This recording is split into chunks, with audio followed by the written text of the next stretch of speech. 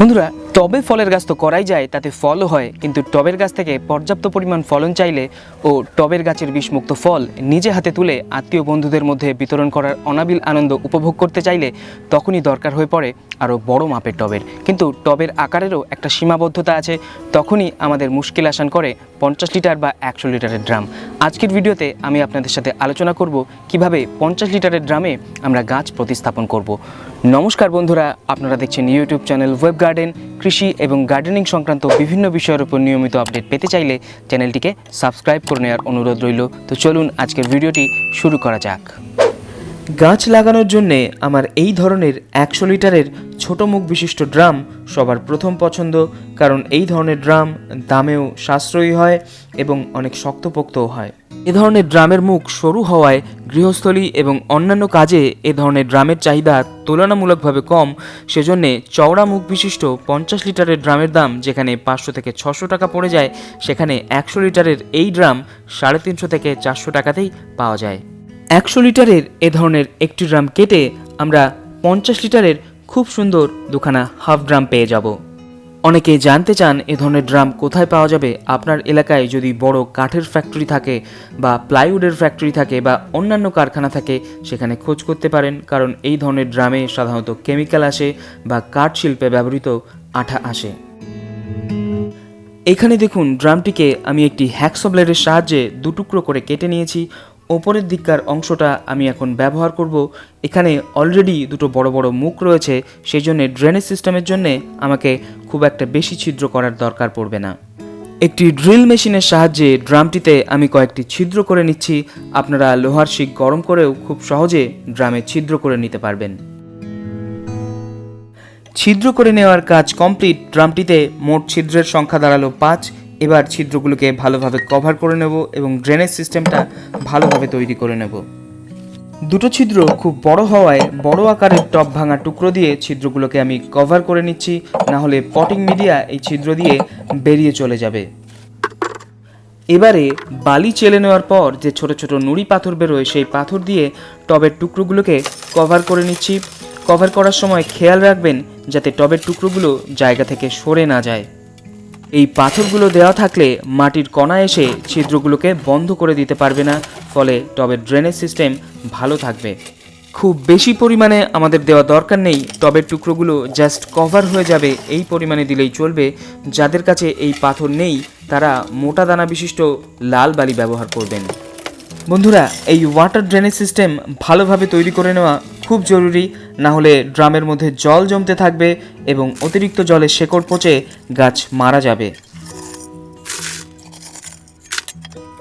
এবারে আপেল গাছের জন্য মাটি তৈরির বিষয়টা একটু দেখে নেওয়া যাক। এখানে আমি নিয়ে নিয়েছি 10 লিটারের বালতির 3 বালতি প্লেন গার্ডেন সয়েল, 3 বালতি গোবর সার। আপনারা চাইলে ভার্মি কম্পোস্টও নিতে পারেন। গোবর সার মাটির সাথে আগে থেকে মেশানো অবস্থাতেই আমার কাছে রয়েছে, সেই জন্যে আলাদাভাবে আর দেখানো গেল না। এছাড়া আমি নিয়েছি 2 বালতি কোকোপিট, 1 বালতি সাদা বালি। আপনারা চাইলে লাল বালিও দিতে পারেন। বালি করে কি মাটির যে আঠালো ভাব সেটাকে কমিয়ে ফেলে। আর এর সাথে আমি নিয়ে নিয়েছি 1 বালতি বালি চালার পর যে পাথরগুলো থাকে সেই পাথর। এছাড়া প্রতি বস্তা মাটির জন্যে 500 গ্রাম হাড় গুঁড়ো, 500 গ্রাম শিংকুচি, 300 গ্রাম নিম খোল এবং 300 গ্রাম অ্যাকোয়ামিক্স আমি আগেই মিশিয়ে নিয়েছিলাম। যারা অ্যাকোয়ামিক্স বা শঙ্খের গুঁড়ো পাবেন না, তারা প্রতি কেজি মাটির জন্যে হাফ গ্রাম চুন ব্যবহার করতে পারেন। বন্ধুরা, আপেল গাছের মাটি তৈরির পদ্ধতি নিয়ে আপেল গাছের ভিডিওটিতে আমি ডিটেলসে আলোচনা করেছি, আপনারা চাইলে ভিডিওটিতে গিয়ে দেখে নিতে পারেন। ছাদে লোড কমাতে চাইলে মাটির পরিমাণ কমিয়ে সমপরিমাণ কোকোপিট ব্যবহার করা যায়। তবে আমি যে ধরনের পটিং মিডিয়া ব্যবহার করে আপেল গাছের ক্ষেত্রে সাফল্য পেয়েছি, এখানেও একই রকম পটিং মিডিয়া ব্যবহার করলাম। সমস্ত রকম উপাদান একসাথে মিশিয়ে নেওয়ার পর পটিং মিডিয়ার চেহারা এরকম হয়েছে। বন্ধুরা, আপনারা কখনোই মাটি চেলে একেবারে মিহি করে নেবেন না, তাতে মাটি জমাট বেঁধে যাওয়ার সম্ভাবনা বৃদ্ধি পাবে। মাটিতে যেন বেশ কিছু পরিমাণ মার্বেল দানা সাইজের ঢেলা উপস্থিত থাকে। মাটিতে বালি, কোকোপিট এবং ছোট পাথর ব্যবহার করার ফলে মাটি দেখুন একেবারেই ঝুরঝুরে হয়েছে। এই মাটি কোনোভাবেই জমাট বাঁধবে না এবং জল নিকাশি ব্যবস্থাও খুব ভালো হবে। এবারে ড্রামের মধ্যে মাটি ভরে নেওয়ার পালা। মাটি ভরার সময় একদমই চাপাচাপি করার দরকার নেই, মাটি নিজে থেকেই সেট হয়ে যাবে এবং এটাই গাছের জন্য সব থেকে ভালো। যে গাছটি ড্রামের মধ্যে বসাবেন তার রুট বলটি কতটা বড় তার ওপরে নির্ভর করবে ড্রামের নিচে আমরা কতটা মাটি ভরব। বন্ধুরা, এ প্রসঙ্গে একটি খুবই গুরুত্বপূর্ণ বিষয় আপনাদের সঙ্গে আলোচনা করা প্রয়োজন। অনেককেই দেখি সরাসরি বড় ড্রামের মধ্যে ছোট চারা রোপণ করে দেন। এটা করা একেবারেই উচিত নয়। নার্সারি থেকে গাছ আনার পর সবসময় 8 অথবা 10 ইঞ্চি টবে গাছ বসাবেন।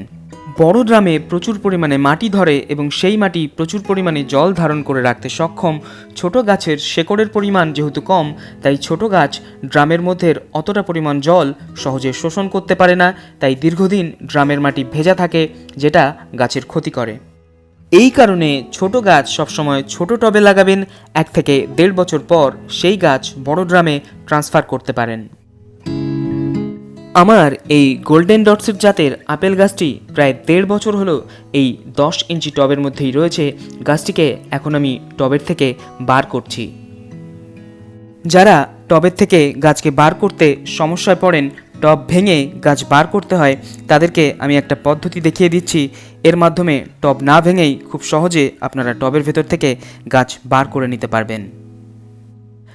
দেখুন, টবটিকে এভাবে উল্টো করে নেবেন এবং দুটো আঙুলের ফাঁকে গাছের কাণ্ডটিকে ধরে নেবেন এবং মাটিটিকে সাপোর্ট দিয়ে রাখবেন। তারপর রেলিংয়ের সাথে অথবা একটি শক্ত খুঁটির সাথে টবের কিনারা এভাবে আস্তে আস্তে আঘাত করবেন। কয়েকবার আঘাত করলেই দেখবেন গাছের রুট বলটি আরামসে টবের ভেতর থেকে বেরিয়ে চলে আসবে।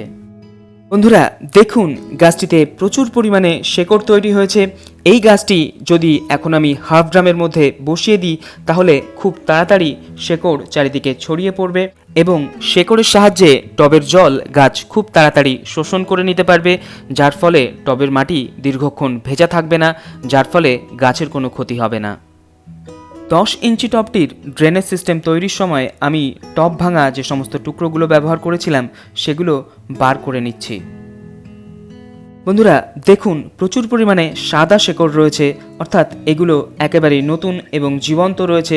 সেই জন্যে এই রুটগুলোকে আমি কোনো রকম ডিস্টার্ব করছি না। এভাবেই আমি ড্রামের মধ্যে গাছটিকে বসিয়ে দিচ্ছি।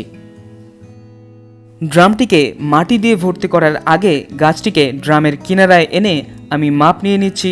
সম্পূর্ণ ড্রাম মাটি দিয়ে কিন্তু ভর্তি করা যাবে না, ওপরে যেন 1.5 থেকে 2 ইঞ্চি গ্যাপ থাকে।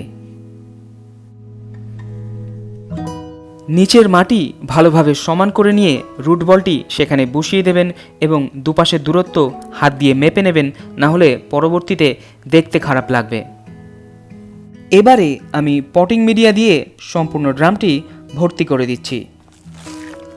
হালকা হাতে মাটিগুলোকে এভাবে একটু চেপে দেবেন, না হলে নিচে গ্যাপ থেকে যেতে পারে। ড্রামে মাটি ভরে নেওয়ার কাজ মোটামুটি কমপ্লিট। এর আগের টবে গাছটির কাণ্ড মাটির যতটা নিচে ছিল এখানেও ঠিক ততটাই নিচে রাখা হচ্ছে, তার থেকে বেশি অংশ কিন্তু মাটির নিচে দেওয়া যাবে না। এরপর পর্যাপ্ত পরিমাণে জল দিয়ে ড্রামের সমস্ত মাটি ভালোভাবে ভিজিয়ে দেবেন যতক্ষণ না নিচের ড্রেনেজ হোল দিয়ে জল বেরিয়ে যেতে শুরু করবে। এর ফলে মাটিটা যেমন সেট হয়ে যাবে, গাছটিও এক টব থেকে আরেক টবে বসানোর যে স্ট্রেস তার থেকে রিলিফ পাবে। তো বন্ধুরা, এই ছিল আজকের ভিডিওর বিষয়বস্তু। আশা করি আজকের ভিডিওটি আপনাদের অনেকেরই কাজে আসবে। ভিডিওটি যদি ভালো লেগে থাকে তাহলে অবশ্যই ভিডিওটিকে একটা লাইক করবেন এবং কমেন্ট করে আপনাদের মূল্যবান মতামত জানাতে ভুলবেন না। আগামী এপিসোডে আপনাদের জন্য থাকছে মাল্টা গাছের যত্ন পরিচর্যা সংক্রান্ত একটি ভিডিও। আজকের এপিসোড এখানেই শেষ করছি, আবার দেখা হচ্ছে পরবর্তী ভিডিওতে। সবাই খুব ভালো থাকবেন, আপনাদের দিনটি শুভ হোক।